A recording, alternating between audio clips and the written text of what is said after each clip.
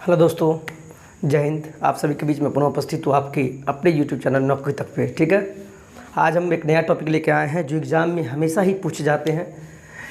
इस टॉपिक से हमेशा 1 से 2 नंबर का क्वेश्चन सभी में आते हैं। भाषाई क्वेश्चन में भी, यानी आप लैंग्वेज का फॉर्म भरे होंगे हिंदी या इंग्लिश, उसमें भी पूछेगा, या EVS उसमें भी पूछ देता है। ऐसा नहीं है कि ये बाल विकास भी पूछेगा। ये जो टॉपिक है अधिगम अक्षमता, अधिगम अशक्तता भी बोलते हैं। अक्षमता बोले या अधिगम अशक्तता, जिसको इंग्लिश में बोलते हैं लर्निंग डिसेबिलिटीज़। ठीक है, ये टॉपिक हमेशा ही पूछे जाते हैं। अधिगम का मतलब हुआ, आपको बताए थे ना, अधिगम का मतलब होता है सीखना। क्या बोलते हैं? किसी भी चीज़ को सीखना। बच्चा कोई भी चीज़ को तो अधिगम ही करता है ना, कहता है ना बच्चा सीखता है, यानी बच्चा उस चीज़ को अधिगम करता है। अक्षमता का मतलब हुआ अयोग्यता, यानी उसको दिक्कत, यानी उसको कठिनाई आ रहा है कोई चीज़ में, यानी सीखने में क्या हुआ, यानी अधिगम में क्या हुआ, दिक्कतें आ रहा है, डिसेबिलिटीज़ है, योग्य नहीं है, कुछ प्रॉब्लम होगा। उसी पर आधारित कुछ क्वेश्चन है। पर ये जानिए अधिगम अक्षमता होता है क्या, इसका परिभाषा जान लीजिए क्या है। सीखने की क्षमता, यानी बच्चा जब सीखता है उसकी जो क्षमता होता है, सीखने की क्षमता या योग्यता में कमी को ही क्या बोलते हैं? अधिगम अक्षमता कहते हैं। यानी क्या सीख मिला यहाँ से? बच्चा, कोई भी बच्चा होगा, उसको सीखने में अगर कमी आता है या कठिनाई आ रहा है तो उस चीज़ को क्या बोलेंगे? अधिगम अक्षमता। ठीक है, अब इसमें उस टॉपिक पर ध्यान देंगे। पहला टॉपिक है डिसलेक्सिया। क्या बोलते हैं? डिसलेक्सिया।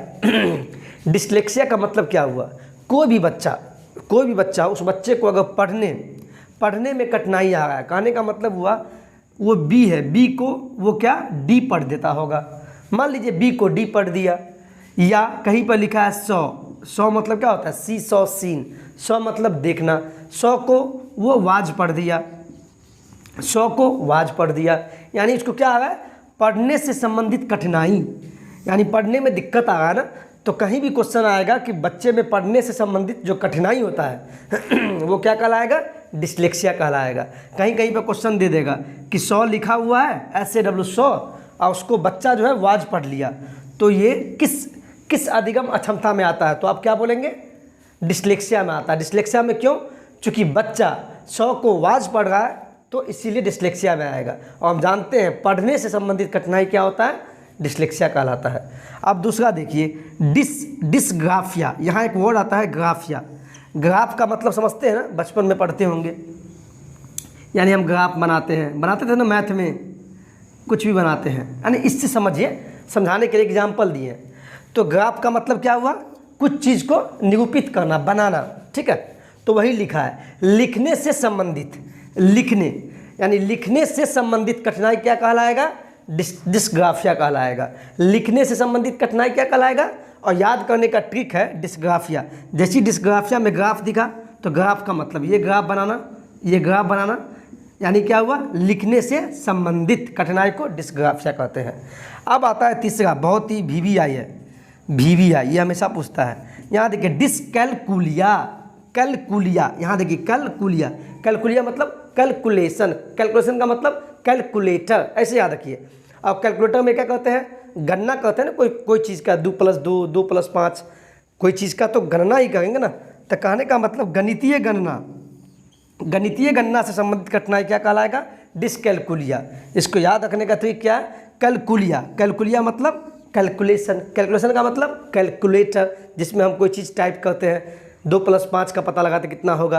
तो गणितीय गणना से संबंधित कठिनाई क्या कहलाएगा? डिसकैलकुलिया। यहाँ 3 पढ़ाए हैं, डिसलेक्सिया, डिसग्राफिया। ये नाम से ही पता लग जाएगा। ग्राफ का मतलब लिखने, कैलकुलिया मतलब कैलकुलेशन, यानी क्या? गणितीय कैलकुलेशन। ठीक है, चलिए इसको आप नोट कीजिएगा।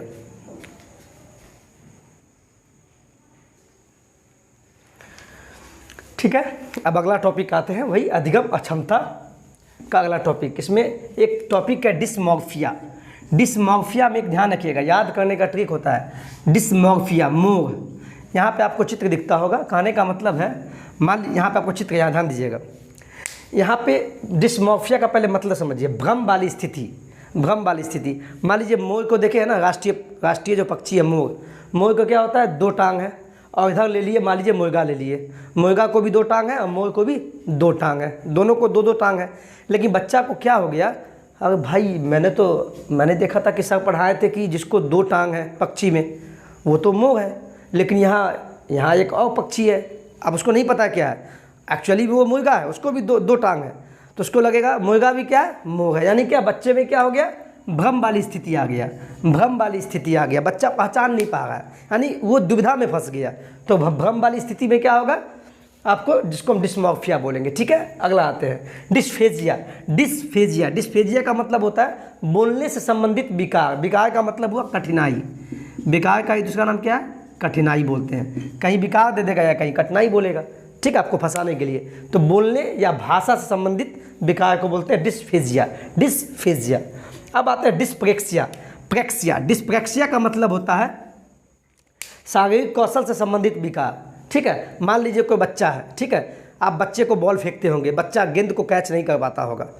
एक्चुअली वो हम समझाने के लिए बता रहे हैं, मान लीजिए बच्चा को गेंद फेंके, बच्चा कैच नहीं कर पाया, या मान लीजिए कुछ उसके उंगली में दिक्कत हो, या उसके कोई हाथ में दिक्कत हो, ठीक है, या हाथ उसका विकलांग टाइप का हो, तो क्या हो गया, उसके शारीरिक मतलब उसके शारीरिक कौशल से संबंधित विकार, यानी क्या उसके हाथ पैर टांग में कुछ प्रॉब्लम है जिसके कारण बच्चे गेंद को कैच नहीं कर पाता है कभी कभी।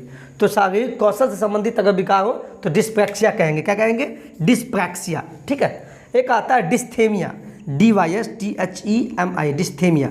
डिस्थेमिया से मतलब हुआ तनाव से संबंधित, तनाव से संबंधित विकार। कहने का मतलब हुआ अब इतना हम पढ़ा दिए तो बच्चे में तनाव आ गया, भाई कितना पढ़ा दिए हैं, कैसे याद होगा, तो तनाव आ गया, टेंशन आ गया। एक्चुअली टेंशन है नहीं, वो उसको तनाव में ले लिया तो बच्चा भूल भी जाएगा।